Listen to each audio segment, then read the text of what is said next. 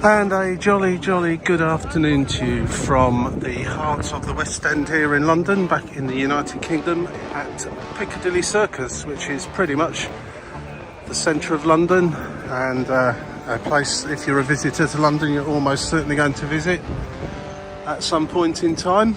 And I'm stood right next to this famous statue that I'm sure everyone's seen before. Okay, so I'm going to take a walk today, another city walk, as opposed to my usual countryside walks out and about in green spaces around this country and others. And today this is going to be our second film locations walk, ably helped by an app I've been using now for a little while called Go Jauntly.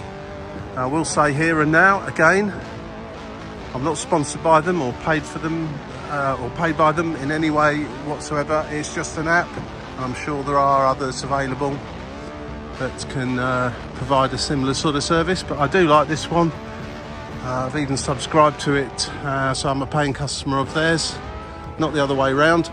And there you have it. So from the heart of London and Piccadilly Circus, let's head on a walk that someone's uploaded called Epic Film Locations. Let's see what we can see. I seem to see on the preamble mentions of Harry Potter and James Bond for a start. Harry Potter, I've personally never watched a single one of them. Shock horror. And I've only ever watched a few James Bonds really when they appear at Christmas. So I might recognise some of these things, you never know, but I'm sure some of you watching will definitely do. So let's get on the way and see what we see here in the heart of good old London town.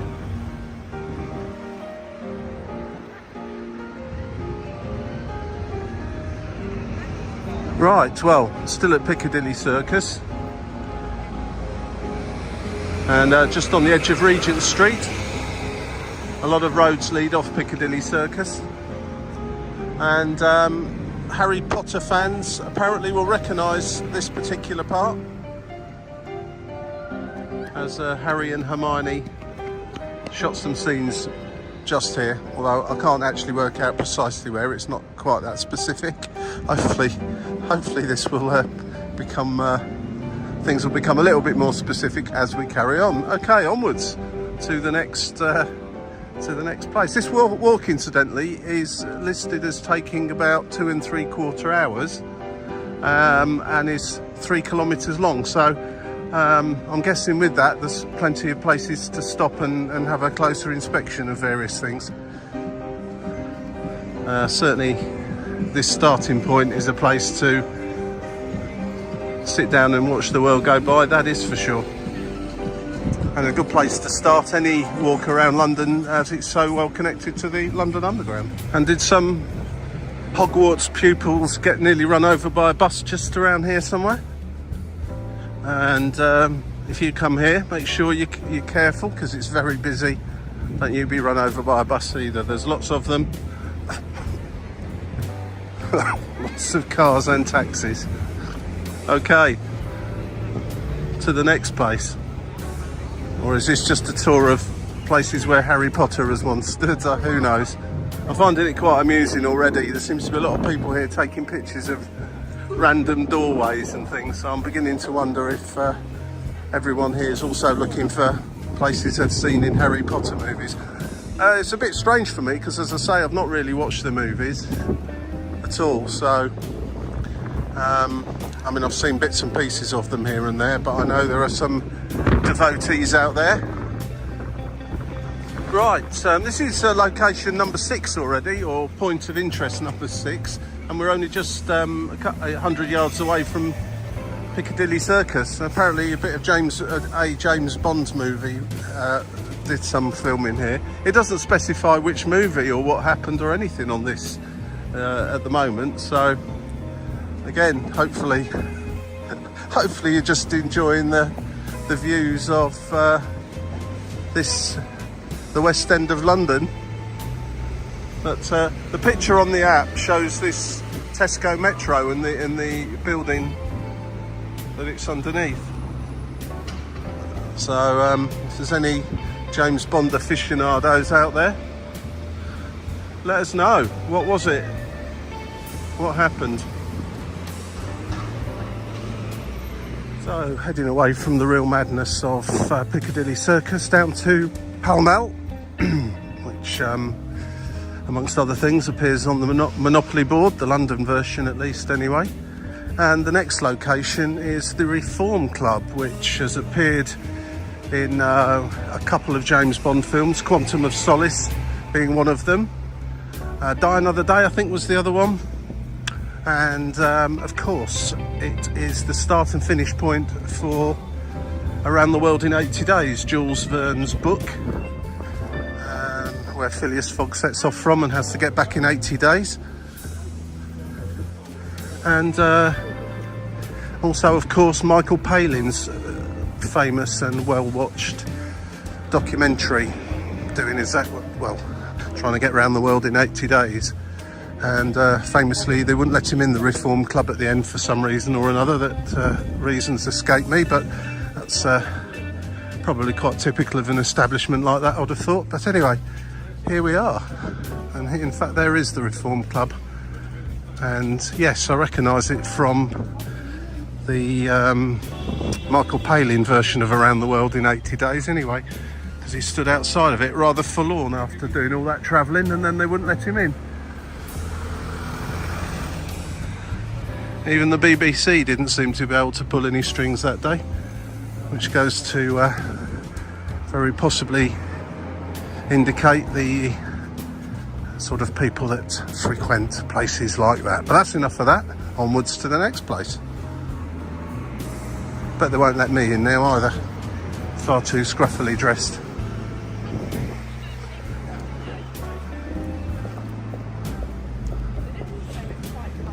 Going to carry on down Pall Mall now.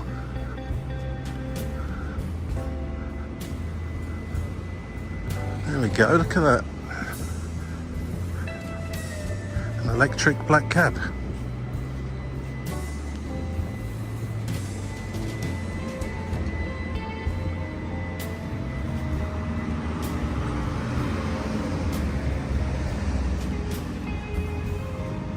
Right, so now for anyone that's seen the movie The King's Speech. It says to me here that the movie wasn't actually...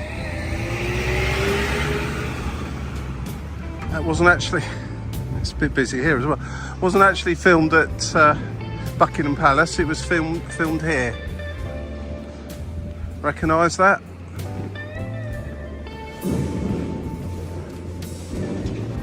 Interesting building.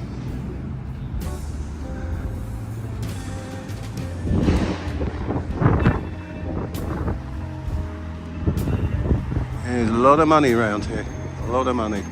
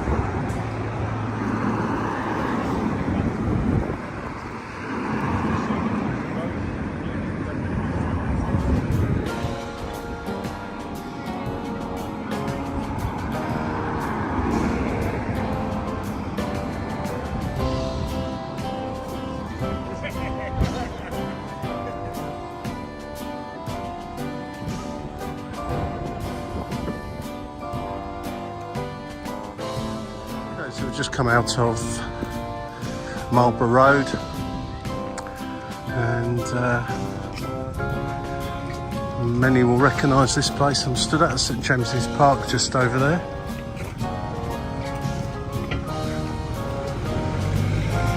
And just through the trees on the other side, and that's Buckingham Palace, the real Buckingham Palace.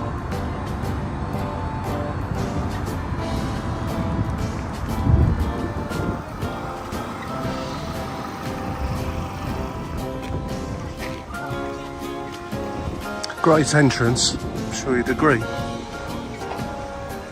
I'm going to take a little wander around this park now.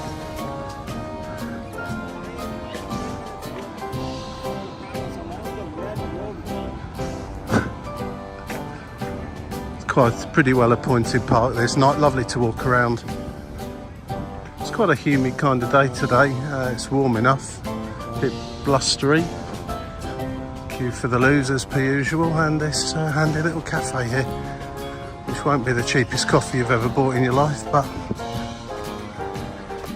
on the other hand, it's still not too bad.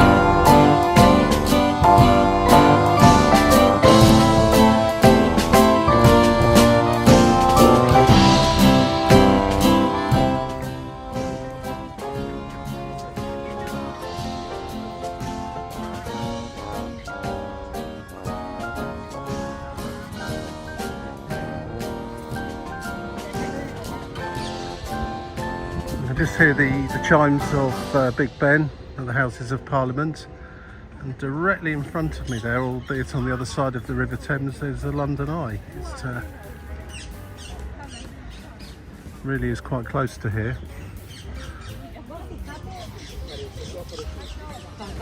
I'm getting out of here. There's too many people trying to do selfies and have their picture taken with Buckingham Palace in the background and so on. I'm getting in their way. Definitely getting in their way.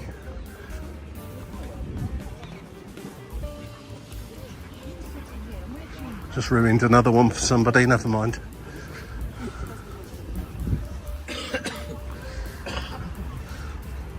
So to give you an idea, it's saying Buckingham Palace, 7 minutes walk from here. You'd have to walk fairly slow, I think, for it to take that long. And 15 minutes to Victoria Station.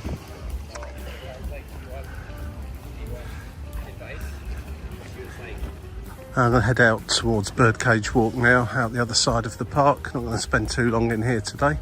Although, if you're going to take this walk as a general walk around this part of London, then build that into your schedule. A bit of time here. Time to sit down, plenty of places to sit down. There's a cafe and an ice cream stall that's open here. Again, it won't be a bargain, but it's here and it's available.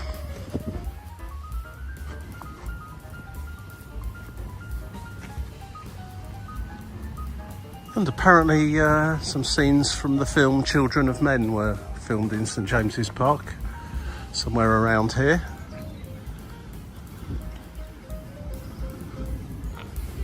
And I've never even seen that film either. This is Birdcage Walk. So, going to be continuing on down Birdcage Walk, heading towards the Houses of Parliament and Whitehall. And the next location is another James Bond location that has appeared in Skyfall. So I'll get to that location and pan around, and you can have a look, see if you recognise any of it. But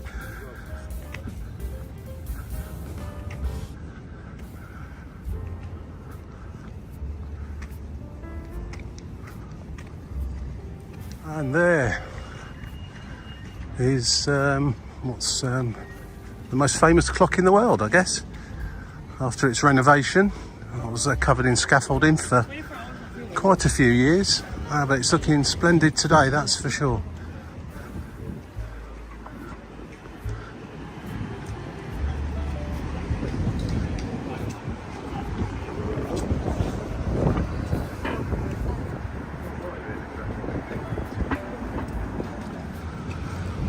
Well, this part of London certainly doesn't need any introduction or any explanation, really.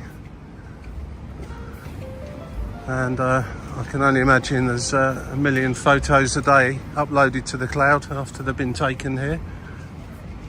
And there's various scenes from James Bond movies. Skyfall seems to get mentioned quite a bit up here. From this general area here, it's Westminster Abbey.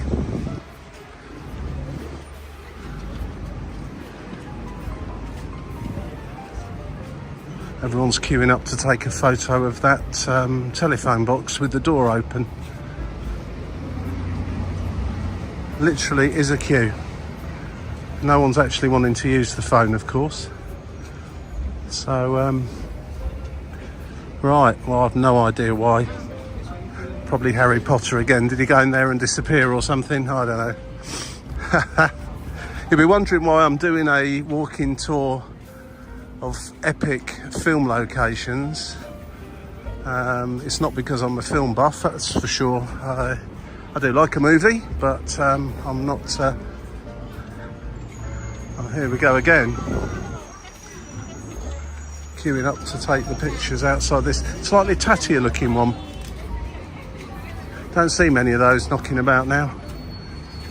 And it's even rarer to find one with a functional phone inside it.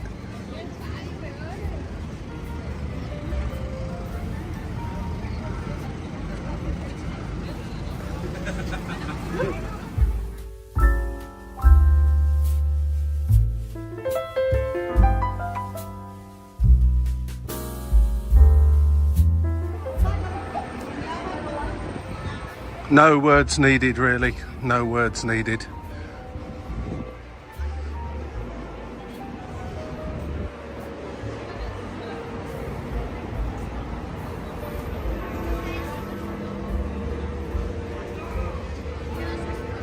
Two big dongs. 3. So it's 3 o'clock in the afternoon. And there's I believe that building there has appeared in a movie. I'm just going to go and have a little double check as to what it was and why and who and when.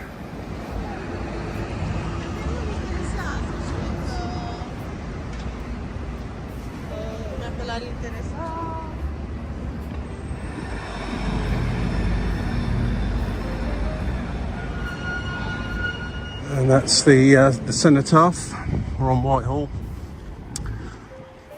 Some poppies out there, poppy wreaths, as there always are. In particular on the Remembrance Sunday, when the Queen, or this year, it will be the King coming to lay a wreath, along with lots of others.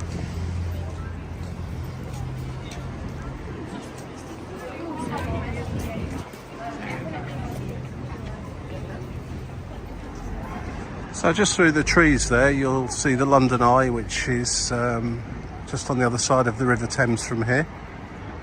Back down towards the Houses of Parliament. And here is Downing Street, the home of the Prime Minister. Number 10 Downing Street. And of course number 11, where the Chancellor official residencies are.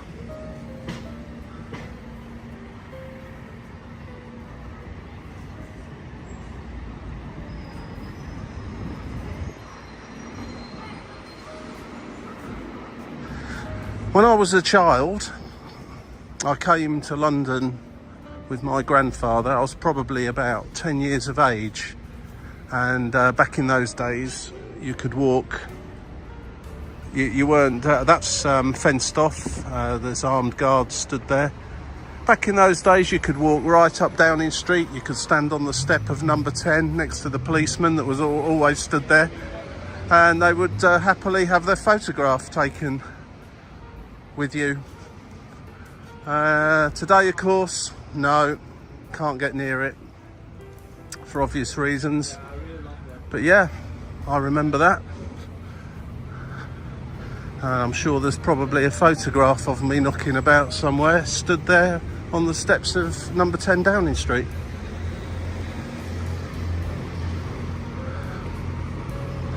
I think the Prime Minister then probably would have been Harold Wilson or Edward Heath, to give you a clue as to roughly when that was. Certainly before Margaret Thatcher. A long time ago. And another place where thousands of photographs get taken every day. The Horse Guards here, with their beautiful horses, their fantastic uniforms. And if I can get close enough, I shall take a few photos to add in a moment.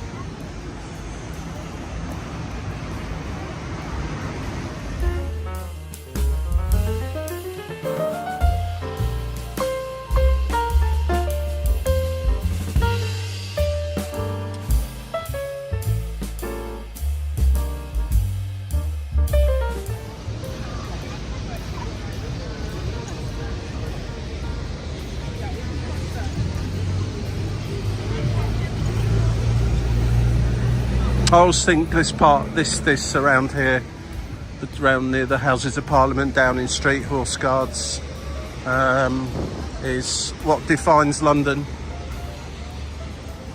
as being different from every other city. Most cities, and particularly capital cities, have got their own something that makes them unique. I always personally think that this part of London, if you stand where I'm stood now, you will see pretty much everything.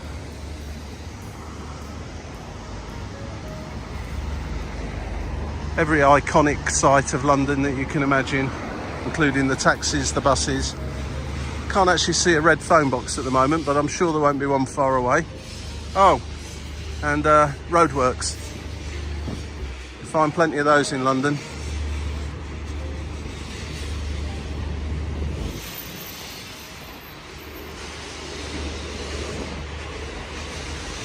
Heading up back towards Trafalgar Square now.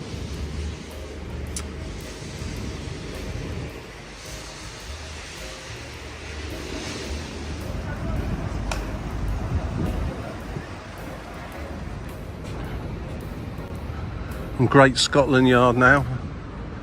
Coming up to Scotland Place, which apparently there'll be an arch around there, which Harry Potter fans should recognise.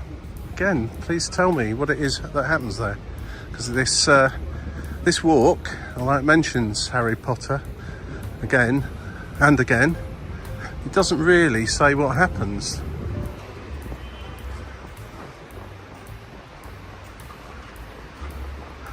Well, that's the arch. I've seen better. It's a bit of a mess around here, actually. I'm not going to hang around here. There's a lot of renovation work and noise. And now you're to Google the Ministry of Magic scene, and that building there, presumably the yellowy colour building, is the one they're referring to. And this apparently is where Harry follows Mr. Weasley into a phone box to go to the Ministry of Magic.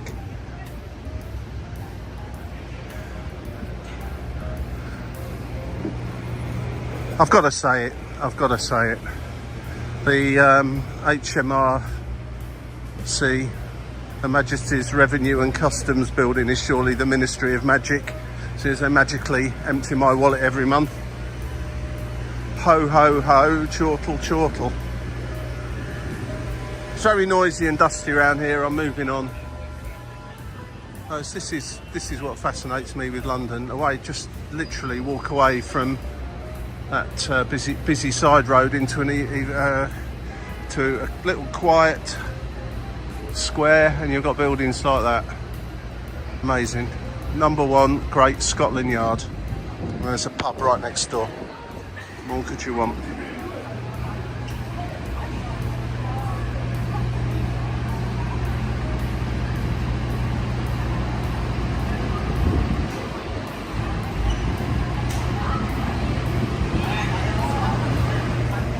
That's a good show. If there's anybody left in the world that's not seen it before, Jersey Boys, syndicated all around the world, I think, and I've been to it, and it is a very, very good show.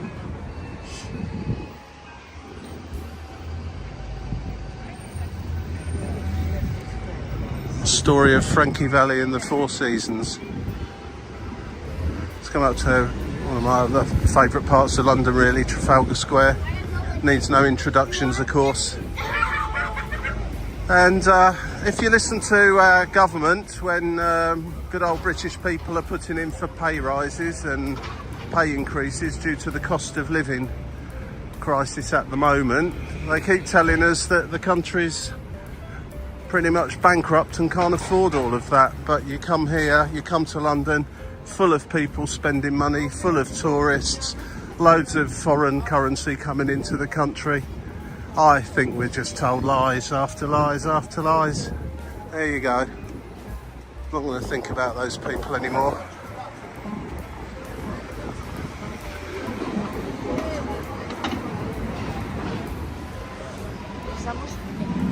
Admiralty Arch.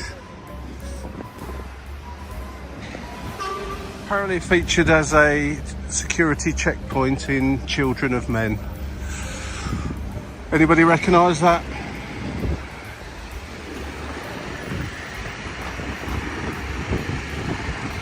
A lot of noise in London today, a lot of drilling going on.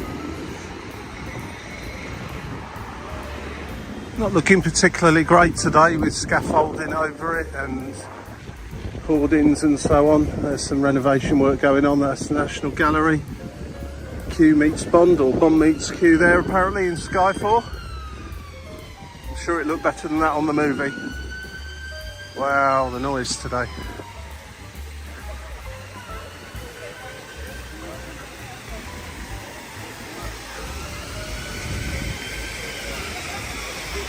Anybody remember the time when you used to be able to buy food for the pigeons here?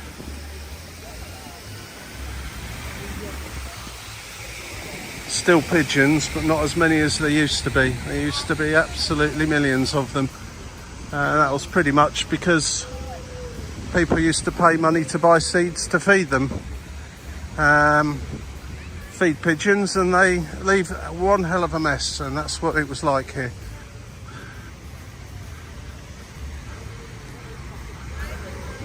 Yeah, please, nobody tell me that London isn't thriving, and the UK in general.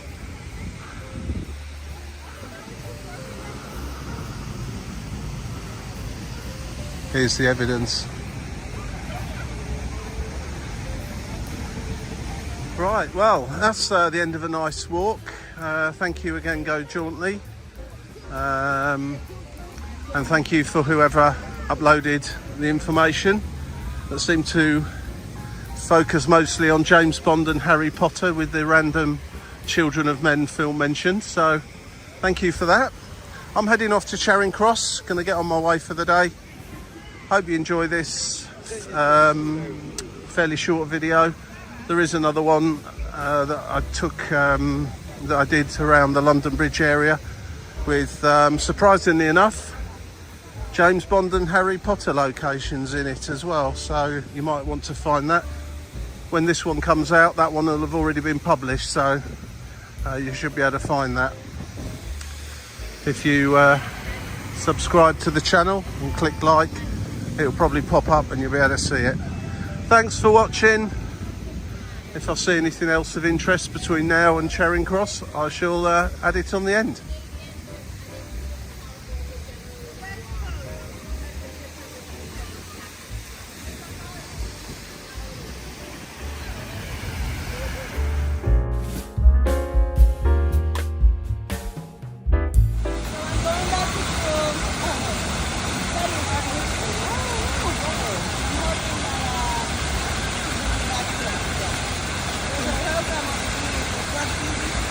Oh, that's it. Okay. All right.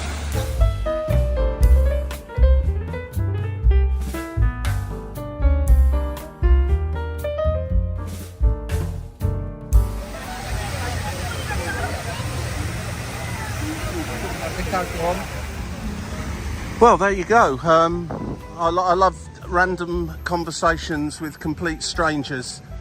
Some young lady from Pakistan who's trying to promote her friend's book just asked me to take a few pictures of her stood by the fountains, which I duly obliged, and I've got a copy myself. You'll see her there, and hopefully see the book too. So hello Ariba, if you do watch this, and I hope all goes well with your friend's book. Right, that really is it now. Thanks for watching. I've got to rush back to Charing Cross Station now and go and do something else.